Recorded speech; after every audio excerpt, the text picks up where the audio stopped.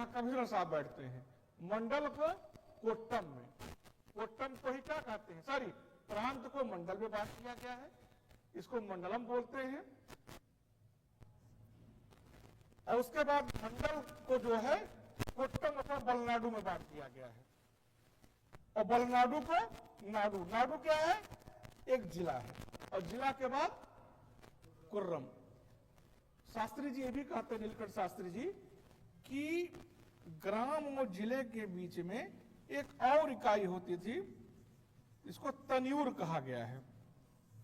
ये बड़े बड़े ग्रामों, जिसको बड़े बड़े ग्राम होते थे, जहां की आबादी करीब 5 लाख 6 लाख की आबादी होती थी, उसको तन्यूर बोला जाता है। इसको नीलकंठ शास्त्री ने खाली अपनी किताब में लिखा है।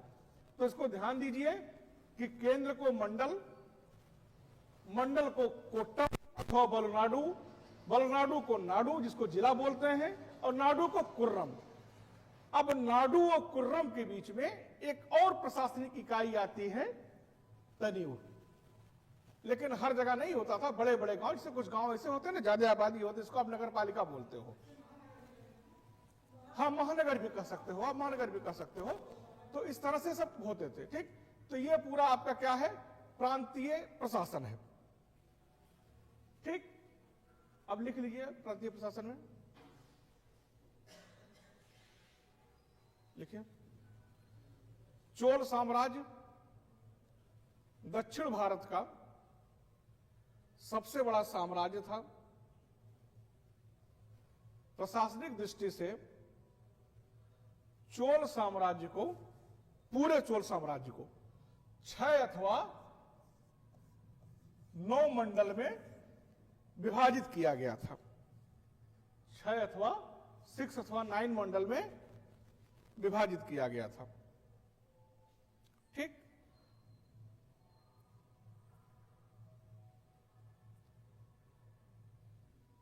ठीक हो गया। चलिए अब ग्राम शासन, अब इसको बना लिए है ना, इसको यही नीचे बना लीजिएगा, प्रांतीय वाले पर ये मंडलम, कोट्टम, नाडु, कुर्रम बना लीजिएगा, कुर्रम माने गांव, ठीक है ना, इसको बना लीजिएगा। अब लिखिए ग्राम प्रशासन। चोल शासन की सबसे उल्लेखनीय विशेषता थी, ठीक है ना, चोल अभिलेखों में 3 प्रकार के ग्राम सभाओं,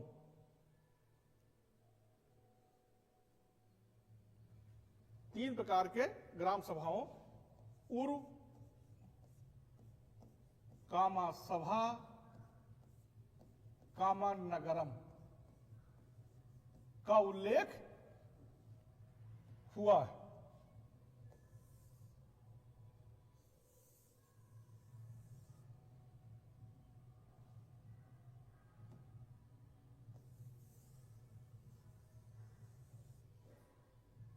ठीक,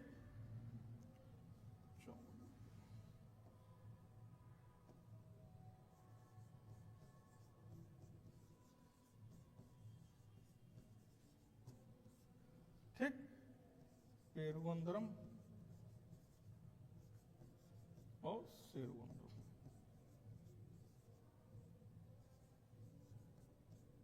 चलिए ठीक है ना, क्या लिखा आपने, उर्व, सभा और नगरम का उल्लेख किया गया है, जो, या अब रहने दीजिए, लिखिए नगरम, नगरम हेडिंग डालिए नगरम। यह व्यापारिक नगरों की, यह व्यापारिक नगरों तक ही सीमित थी, जैसे जहां व्यापारिक नगर थे, गांव शहर टाइप के, वहां तक। इसका संगठन विविध कार्यों के लिए किया जाता था।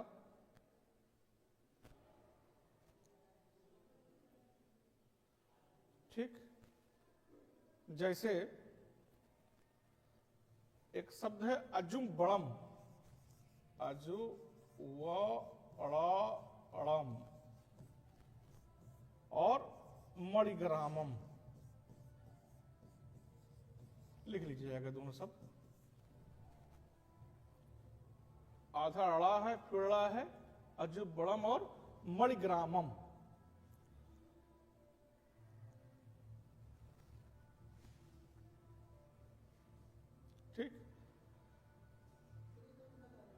हाँ?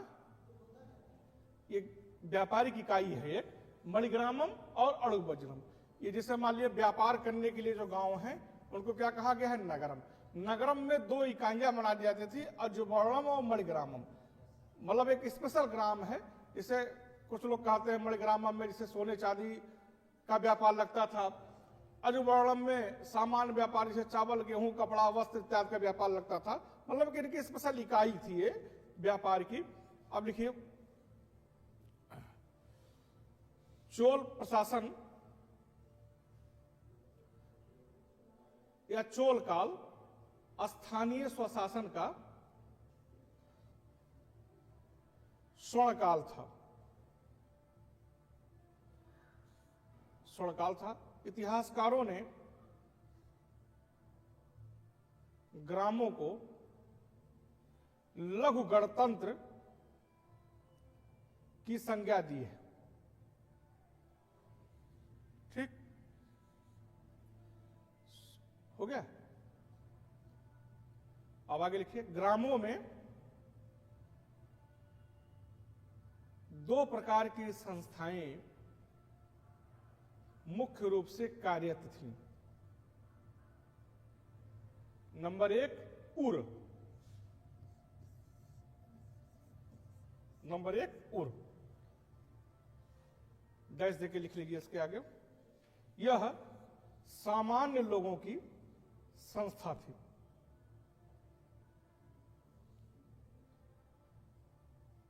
अब इसी में लिख लीजिए, लोगों की संस्था थी, जहां सामान्य लोग जिस समिति में बैठते थे।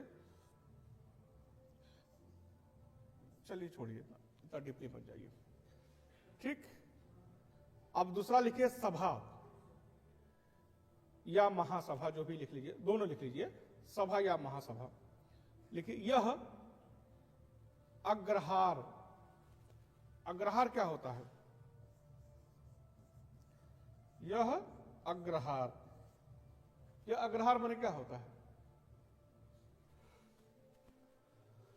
बताइए? बहुत व्यापक शब्द है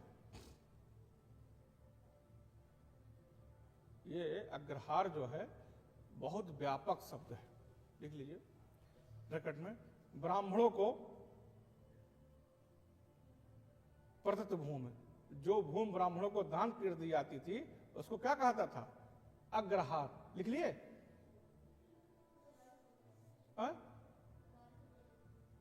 ब्राह्मणों को प्रदत्त भूमि, अग्रहार के आगे ब्रैकेट में लिख लीजिएगा। ये अग्रहार माने होता क्या है कि ब्राह्मणों को दान की गई भूमि या ब्राह्मणों को प्रदत्त भूमि जो राजा के द्वारा ब्राह्मणों को दान कर दिया गया। ठीक, क्लियर? अग्रहार ग्रामों में होती थी, ठीक है ना। ऐसे ग्राम ब्रह्मदेव या मंगलम भी कहलाते थे, ठीक है ना। आगे लिखिए, महत्वपूर्ण है कि या अस्मरणीय है कि, जो भी लिखना लिख लीजिए, स्पष्ट है क्या, जो भी लिखना लिख लीजिए। इसी महासभा या सभा का चोलकालीन अभिलेखों में विस्तृत उल्लेख किया गया है, ठीक है ना। किसी भी ग्राम में केवल उर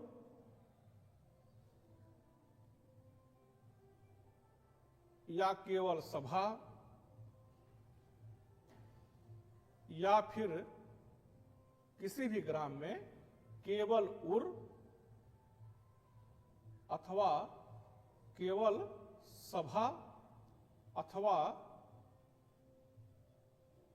दोनों हो सकते थे, माने उर और सभा दोनों हो सकते थे, ठीक है ना। सभा का कार्यकाल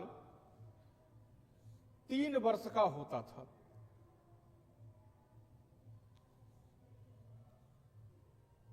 ठीक है ना।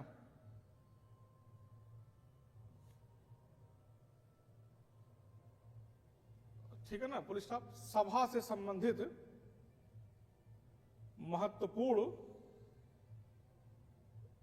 जानकारियां निम्नलिखित हैं। पेरुगुरी लिख लीजिए, निम्नलिखित में डैश देके, पेरुगुरी, पेरुगुरी, आगे डैश लिखिए, सभा को कहा जाता था। जब सभा बैठेगी उसको पेरुगुरी इनके भाषा में कहा जाता था। लिख लीजिए, सभा को कहा जाता था। वारियम,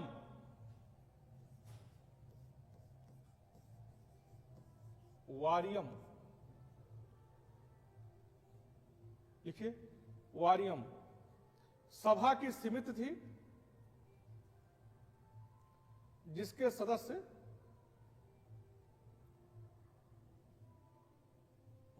वारप्य पेरुमक्कल कहलाते थे, जिसके सदस्य वारियप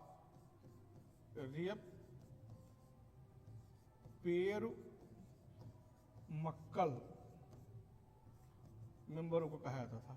अब इन लोग के भाषा में है भाई, दक्षिण भारत के ये हैं लोग। अरे तो साउथ इंडिया के शब्द हैं भाई, इतने कौन कम है कि बहुत तेलुगु में नहीं है। अब वो अनुवाद है तेलुगु में, ठीक। एक और लिख लीजिए, महाजन,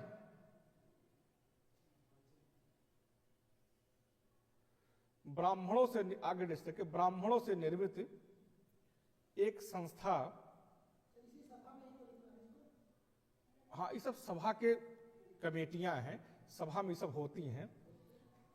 ब्राह्मणों से निर्मित एक संस्था थी जो कि ग्राम प्रशासन है जिम्मेदार थी।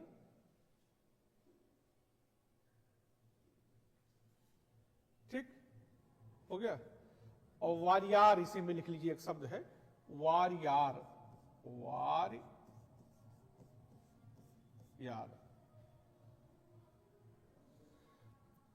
लिख लीजिए। ग्राम द्वारा किसी कार्य विशेष, ग्राम द्वारा किसी कार्य विशेष के लिए नियुक्त व्यक्ति वारियार कहलाता था। ठीक है ना। सभा अपना कार्य, सभा अपना कार्य, हाँ उसी में लिखिए, सभा अपना कार्य, हाँ हाँ, सभा अपना कार्य एक कार्य समिति के माध्यम से करती थी।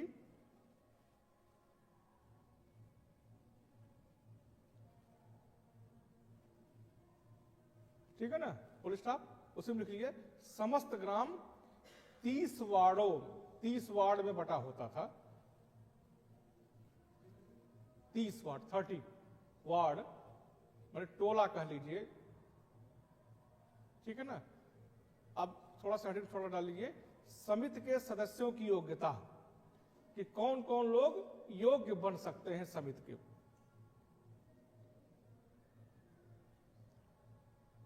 नंबर 1, सदस्य 35 से 70 वर्ष की आयु का हो। 70 35 से नीचे नहीं, 70 से ऊपर नहीं। दूसरा, एक वेद अथवा भाष्य का ज्ञाता हो।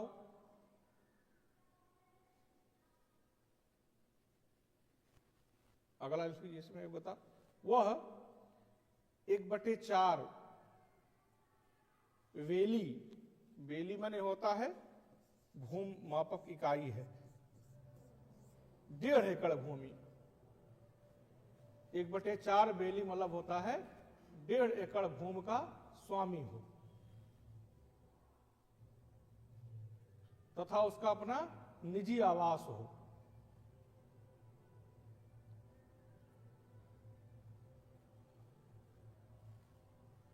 अगला, अपराधी, चोर, चरित्रहीन इत्यादि न हो। ठीक है ना। अब देखिए, लिखना चाहे लिख लीजिए, ना समझ लीजिए। जो ये सदस्य बन रहे हैं, इन सदस्यों का अब चुनाव कैसे होता है? तो इनका चुनाव कराने का बड़ा बढ़िया तरीका इनके यहां था। जैसे मान लीजिए 50 अब बनना है 20 मेंबर को, 100 आवेदन आ गया। अब किसको बना दिया जाए? सब पात्र हैं, मान लीजिए सबके पास 1.5 एकड़ भूमि है, सब वेद पढ़े हैं, सब विद्वान हैं, कोई चोरी अपराधी माफिया नहीं है। अब किसको बना दिया जाए? उसके लिए लॉटरी सिस्टम का प्रयोग किया जाता था। लॉटरी सिस्टम का मतलब क्या है कि जैसे मान लीजिए एक बक्से में या गगरी में सबका आवेदन नाम लिख के डाल दिया गया। एक अबोध बालक से, बच्चे से, जो कम से कम 10 वर्ष से छोटा हो, 8 वर्ष से छोटा हो, उससे कहा जाता था निकालो के पर्ची। जिसकी पर्ची निकाल लेता था वो मेंबर बन जाता था। मतलब इन मेंबरों का जो चुनाव, चूंकि मेंबरों को बड़ा अधिकार होता था, ये मेंबर जो हैं ग्राम में न्यायालय वाला काम कर देते थे, बैंक का भी काम करते थे, पैसा भी जमा होता था, गांव के लोग पैसा जमा कर देते थे। वेतन देखिए, हाँ बहुत बढ़िया क्वेश्चन आपने किया। देखिए जो वेतन मिलता है, गुड, हमको ही भूल रहा था, जो वेतन मिलता है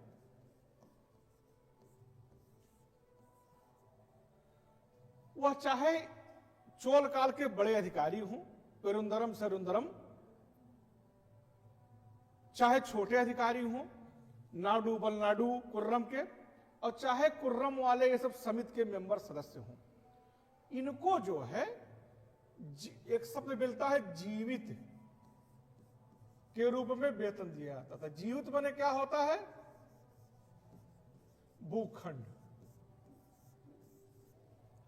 मतलब जमीन दे दिया गया, 2 बीघा 4 बीघा 5 बीघा दे दिया गया। अब जैसे मान लीजिए, ये तो अधिकारियों की बात हो गई। हमने आपसे कहा कि सभा में समिति के जो सदस्य बन रहे हैं उनकी योग्यता ये है, क्या क्या योग्यता है भैया साहब? उम्र 35-70 वर्ष की हो और वह वेद पढ़ा हो। तो जाहिर सी बात है, वेद कौन पढ़ता था? ब्राह्मण पढ़ता था। और ऑलरेडी ब्राह्मणों के लिए अग्रहार की बात की गई है, अर्थात क्या कि भूमिदान। वो भी आप भूमि खंड ले लीजिए, उनको दे दिया गया भूमि खंड, उस पर राजा का कोई टैक्स नहीं लगेगा, कुछ भी नहीं होगा, वो दान हो गया, बिल्कुल अस्थाई हो गया। उनको मिला है, उनके बेटे पाएंगे, उनके नाती पाएंगे।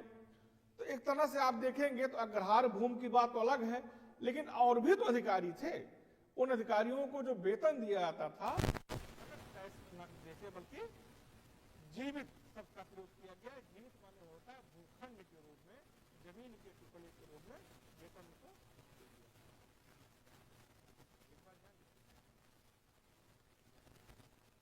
सामने प्रभाव आया गुप्त काल में, हमें पढ़ाया लकड़िया। उसका मूल कारण यही था। आप अपने अधिकारी को जमीन दे दिए, आपने बौद्धों को जमीन दान दे दिया, जैन धर्म को जमीन दान दे दिया मंदिर बनवाने के लिए। बाद में गुप्त काल में हमने आपसे बताया था, एक अभिलेख मिला था दान वाला, उसको स्वामित्व का अधिकार भी दे दिया गया कि मतलब तो उसको भी वो दान कर सकता है, उसका क्रय विक्रय भी कर सकता है। वो जमीन क्या हो गया? उसकी निजी प्रॉपर्टी हो गई। और समस्त भूमि का मालिक पहले कौन होता था? राजा होता था। आज भी क्या है कि समस्त भूमि का मालिक कौन है? सरकार। तो सरकार कहीं सड़क बनवाना चाह रही है, क्यों आपका घर तोड़वा देती है? आप कोर्ट में जाते हो, आपकी सुनवाई क्यों नहीं होती? बहुत सुनवाई अगर आपकी हो गई तो ये हो जाएगा कि भैया आपको मुआवजा दे दिया जाए। लेकिन सरकार को इसके लिए न्यायालय दंडक नहीं करती है कि आपने क्यों 20 तल्ले का हवेली तोड़ दिया। सरकार देखिए, अयोध्या का निर्माण हुआ, पूरे देश में निर्माण हो रहा है, आप देख रहे हैं हाईवे बन रहे हैं। भाई किसी की जमीनें तो हाईवे बन रही है, वो खेत उसका निजी, लेकिन वो अगर मान लीजिए कोर्ट में केस करता है तो उसके पक्ष में फैसला क्या आता है कि भैया ठीक है, अगर आपकी मालियत थी 20 लाख रुपए बीघे की, तो सरकार से कहिए उसका 8 गुना मालिक करके दे दिया जाए। मान लीजिए सामान्य क्रम में आप खेत बेचते 5 लाख रुपए बीघे में, तो 8 गुना उसका करके दे दिया जाए, आपकी जमीन जा रही है। लेकिन निर्माण कार्य को आप नहीं रोक सकते। क्यों? क्योंकि समस्त भूमि का मालिक कौन है? सरकार है। वैसे राज्य काल में जो राज प्रथा थी, राजतंत्र था, तो समस्त भूमि का मालिक कौन था? राजा होता था। अब धीरे धीरे आने लगा, तो इसीलिए मान लीजिए आपको 50 बीघा दान मिला, उस 50 बीघा में से 20 बीघा आपने किसी को और दान दे दिया, तो आप तो सामंत हुए राजा के। आपका सामंत इसको आपने दिया, उप सामंत हो गया, उसने भी किसी को दिया, उप सामंत हो गया। तो पूरा एक सिस्टम गुप्तोत्तर काल में, राजपूत काल में सामंतवादी व्यवस्था बन गई। यही व्यवस्था मुगल काल में भी चली। मुगल काल में एक शब्द आपने पढ़ा होगा, मनसबदारी व्यवस्था। पढ़े हैं? किसके देन थी ये? मनसबदारी किसने शुरू किया था सबसे पहले? बताओ। पूरा रामायण पढ़ने सीता को पता नहीं सीता किसकी पत्नी थी, तो रामायण पढ़ने से क्या फायदा है? अकबर। अब मैं बताना क्या चाह रहा हूं, देखिए कंपटीशन की तैयारी का मतलब यही होता है। अगर आप सामंतवाद को लिख रहे हैं तो मनसबदारी को जोड़िए। अगर आप सम्राट अशोक को लिख रहे हैं तो उसमें विवेकानंद और गांधी को घुसा दीजिए। ये क्या है? उत्कृष्ट लेखन शैली है कि आप कहिए कि अशोक ऐसा शासक था जो कहता था सभी प्रजा हमारे संतान है, मैं अपने जनता के यह लोक के साथ साथ परलोक की भी कामना करता हूं, और यह लोक में तो मैं उसके अच्छा कामना कर ही रहा हूं, परलोक भी उसका सुधर जाए इसका भी मैं कामना कर रहा हूं। अशोक जैसा राजा अपने 5वें अभिलेख में कह रहा है लिखित रूप से। यही तो विवेकानंद कह रहे हैं कि दर्द में नारायण बसता है। यही तो गांधी कह रहे हैं कि मेरा सपना क्या है? हर आंख से आंसू पोंछना। जब तक किसी की आंख में आंसू है तब तक हमारा भारत स्वतंत्र नहीं हुआ है। हम भारत को तब तक स्वतंत्र नहीं मानेंगे जब तक हर आंख से आंसू पोंछने जाएगा। दरिद्र में नारायण को बसा रहे हैं, यही तो गांधी कह रहे हैं। तो अशोक लिखिए तो गांधी को लिखिए बीच में, साथ में विवेकानंद से तुलना करिए। इससे क्या होगा? इससे उत्कृष्ट लेखन शैली है। खाली बस नोट्स उतार देने से नंबर नहीं मिलता है। लेखन कला है, राइटिंग स्किल, जैसे टीचिंग स्किल है। टीचिंग स्किल है। टीचिंग स्किल क्या है? यही तो स्किल है। चोल काल पढ़ा रहे, चोल काल पढ़ा खत्म कर दें, ये टीचिंग स्किल नहीं है। हम चोल काल पढ़ा रहे हैं तो आपको बतावें, अशोक से तुलना करें, गुप्त से तुलना करें, तब स्किल है वो। खाली स्किल ये नहीं है कि बस खाली छापा चल लें, भाग लें, हमारा तो घंटा बनी गया। तो तुलना करिए। अब देखिए, अब मनसबदारी व्यवस्था में क्या समझा रहा हूं, यही जो आपकी बात अग्रहार भूमि वाली है, यही अकबर ने शुरू किया। क्या कहा? इस बच्चे ने जो प्रश्न पूछा कि उसने क्या कहा कि भैया जो हमारे अधिकारी रहेंगे, अकबर ने कहा, उनको हम वेतन नहीं दे पाएंगे नगद, क्योंकि मध्य एशिया में उसमें कॉइन्स की कमी हो गई थी। क्या देंगे? भूमि देंगे, और उनको मनसब प्रदान करेंगे, पद और सवार। 50 पद से शुरू होता था, 5000 पद तक मनसबदारी थी कि 5000 का मनसब प्रदान कर दिया गया, गोल्ड मेडल आपको दे दिया गया भारत रत्न। तो क्या है, आप सबसे बड़े व्यक्ति हमारे साम्राज्य के हो गए। जैसे मान सिंह को, अब्दुल रहीम खान खाना को उसने 5000 वाला मनसबदारी प्रदान किया था। आप लोग ज्यादा जानते होंगे, हम मिडिल हिस्ट्री बहुत ज्यादा नहीं जानते हैं। 5000 का मनसब प्रदान किया। तो मान सिंह क्या थे? सबसे बड़े व्यक्ति थे। बीरबल को 5000 का मनसब दिया, सबसे बड़े व्यक्ति थे। अब 5000 मनसब वाला 5000 सवार, 5000 घोड़ा भी रख सकता है। यही क्या है? इसे अकबर तो मजबूत थे, नरेंद्र मोदी बहुत योजना चला दिए हैं, अपने तो मजबूत आदमी है, मान लो भाइयों बहनों करके चला ले रहे हैं देश। अब कमजोर कोई प्रधानमंत्री होगा तब बेचारा कैसे चला पाएगा? तो फंस जाएगा अपने ही मामले में। अकबर तो मजबूत थे, मनसबदारी दे दिए। क्यों? क्योंकि उनको राजपूतों के साथ संबंध को मधुर करना था। अकबर इस बात को समझ रहा था कि हमसे पहले भी दिल्ली सल्तनत वाले आए हैं, और तो और हमारे बाबा अकबर, हमारे पिताजी अब्बा जान हुमायूं किससे कम विद्वान थे। अकबर बाबर जो था अपने आगरे के किले पर इसे दोनों हथवा में लोगों को दबा लेता था और चढ़दौलिया पर दौड़ जाता था। इतना मजबूत व्यक्ति था वो, जैसे दबा ले हथवा में और चढ़दौली पर दौड़ जाए, कूद जाए 3 तल्ला पर से, लिए दिए। तब न मध्य एशिया से मार करते हुए चला आया, लेकिन उनका भी पतन हुआ, कुछ नहीं कर पाए। खाली युद्ध लड़े। वो सोचा बाबर भी चले गए, हुमायूं भी चले गए, इसके पहले दिल्ली सल्तनत वाले गुलाम वंश, तुगलक वंश, सैद वंश, ये सब क्यों आखिर असफल हो गए।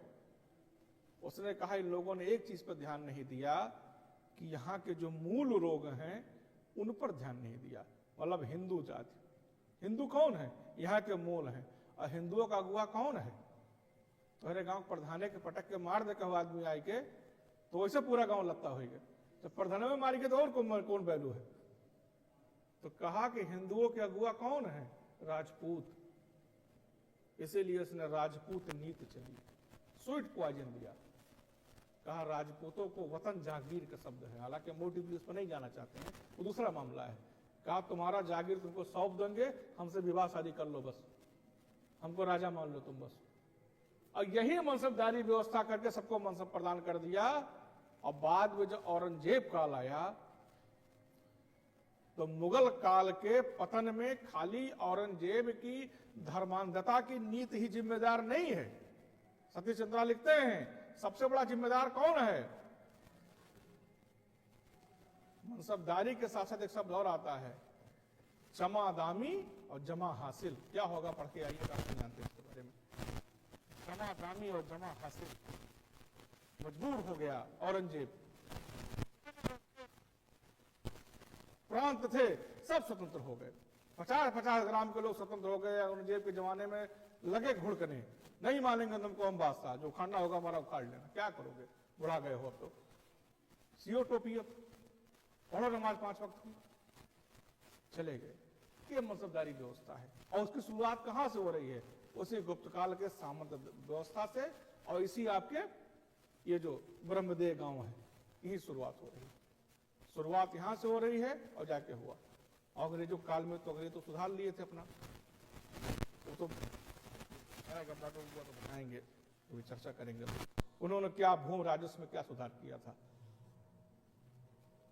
खासकर वार्नर हेस्टिंग्स ने बड़ा गड़बड़ मामला किया था। खैर चलिए, बाटो और राजकुरों की नीति की शुरुआत वहीं से होती है। क्या लिखा है, हाँ हमेशा के लिए। जैसे मान लीजिए आज भी आप जानते हैं, जो आदमी सरकारी कर्मचारी नौकरी पा जाता है, मान लीजिए वो मर गया तो मृतक आश्रित की नौकरी लगती है, तो तनख्वाह उसको मिलता है, जो आवास बाप पाया था आवास पा जाता है। और राज्य तंत्र में क्या होता था कि मृतक आश्रित तो था ही, तो मान लीजिए आप उनके महामंत्री हैं, आपका बेटा भी महामंत्री बनेगा, बशर्ते योग्यता होनी चाहिए। अगर आप राजद्रोह नहीं कर रहे हैं, तो अगर आपके पिता की राज नौकरी करते हैं, आपका बेटा भी करेगा, तो मिलना ही है वेतन। फिर ट्रांसफर होता चला गया कई सालों तक, नहीं दिया जाएगा, ले लिया जाएगा, जब भूखा डॉक्स हो जाएगा। हम कह रहे भाई नहीं,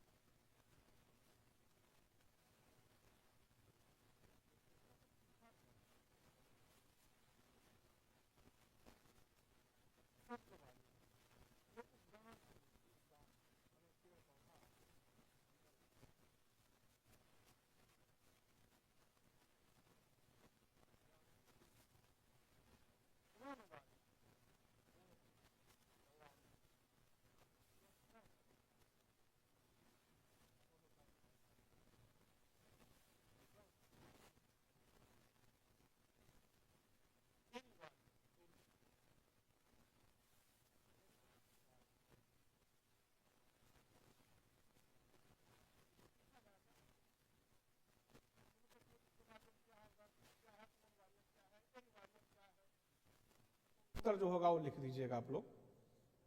यह तालाब समिति थी, मतलब इस कमेटी के लोग जो है एरिवारियम जितने मेंबर थे, तालाब में पानी है कि नहीं है, कोई पवित्र मान लीजिए कोई आ गया, त्योहार आ गया तो उसमें नहाने होने की व्यवस्था की गई है कि नहीं की गई है, ठीक है ना। उसके बाद संवत्सर वारियम करके मिलता है, संवत्सर वारियम, संवत्सर वारियम, यह वार्षिक समिति थी। इसका कार्य अन्य समितियों की देखरेख करना था।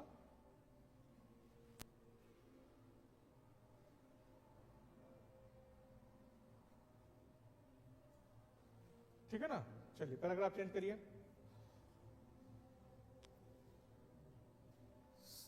सभा को, पैराग्राफ चेंज करके लिखिए, सभा को ग्रामवासियों पर कर लगाने, टैक्स वसूलने तथा उसे राजकोष में जमा करने तथा बेगार माने निःशुल्क लेने का अधिकार था। ठीक, अधिकार था। आगे लिखिए।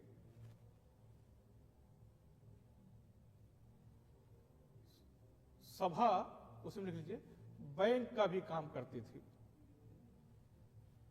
सभा बैंक का भी कार्य करती थी।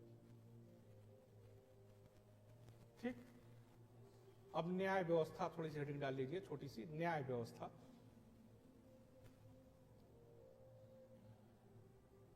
चोलुगी न्याय व्यवस्था का उल्लेख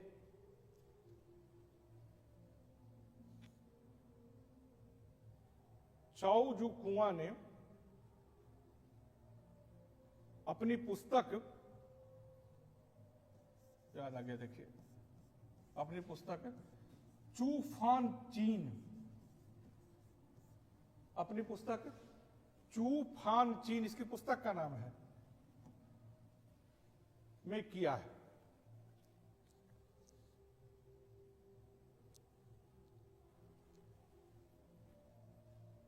ठीक। इसका उल्लेख पेरी पुराणम, एक किताब है, के लेखक सेक्किलियार, पेरी पुराणम के लेखक सेक्किलियार ने भी किया है।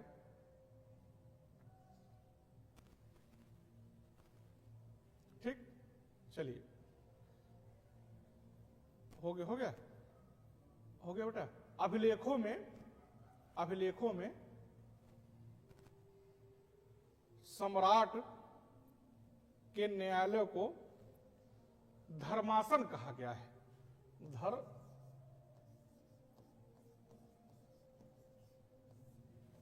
धर्मासन कहा गया है।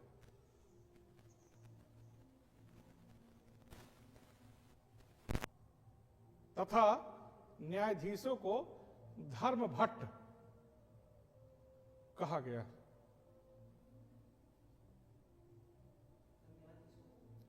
धर्म भट्ट, धर्म भट्ट, भट्ट भट्ट, अरे भट्ट एक जाति होती नहीं,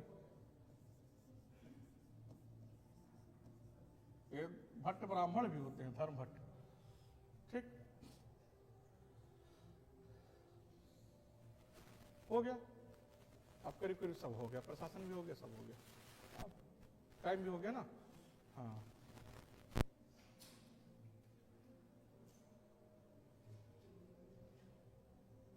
अच्छा कुछ थोड़ा सा वो लिख लो, थोड़ा सा कर लिख लो, टैक्स, प्रमुख कर एक लाइन में लिख लो, टैक्स वगैरह क्या नाम था। चोल अभिलेखों में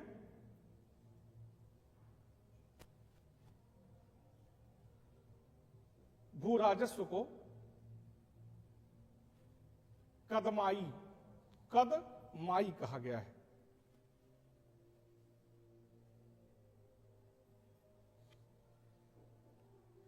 लगान को कुडमे, लगान को कुडमे,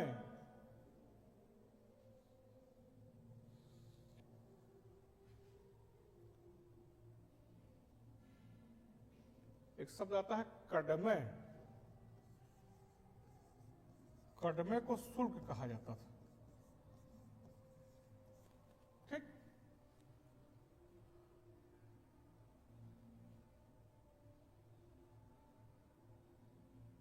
अब क्या बचा, सिक्का लिख लो थोड़ा सा, क्वाइंस को क्या कहा जाता था। चोल काल के सिक्के या सिक्कों का ढेर एक स्थान है धलेश्वरम, धलेश्वरम से मिला है।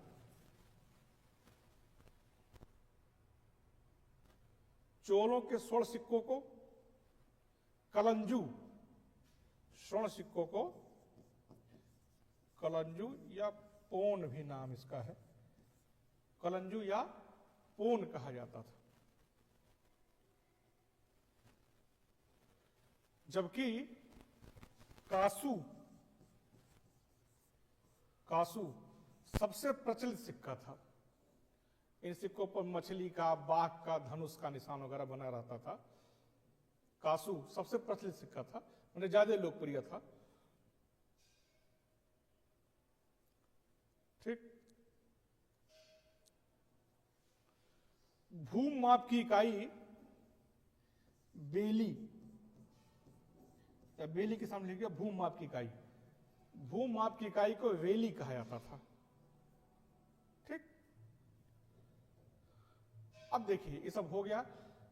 अब धार्मिक स्थिति में आप जानते ही हैं कि जो चोल काल के राजा महाराजा हैं, ये लोग मुख्यतः शैव धर्म को मानने वाले थे। स्थापत्य इनका देखेंगे तो बड़े बड़े मंदिरों का इन्होंने निर्माण कराया। सबसे महत्वपूर्ण मंदिर कौन सा है इनका, राजाल प्रथम का राजराजेश्वर मंदिर अथवा वरेश्वर का मंदिर। ठीक, वो तो सब बता ही चुके हैं पढ़ाते समय, कोई बहुत जरूरी नहीं कि दोबारा उसको धार्मिक स्थिति को पढ़ावे। ठीक है ना, अब ये आपका जो है समाप्त हो गया। अब ये बताइए चोल काल, अब साउथ इंडिया पूरा समाप्त आपका। अब ये बताइए कि क्या शुरू कर दिया जाए, आपका जो बचा है वो बताइए।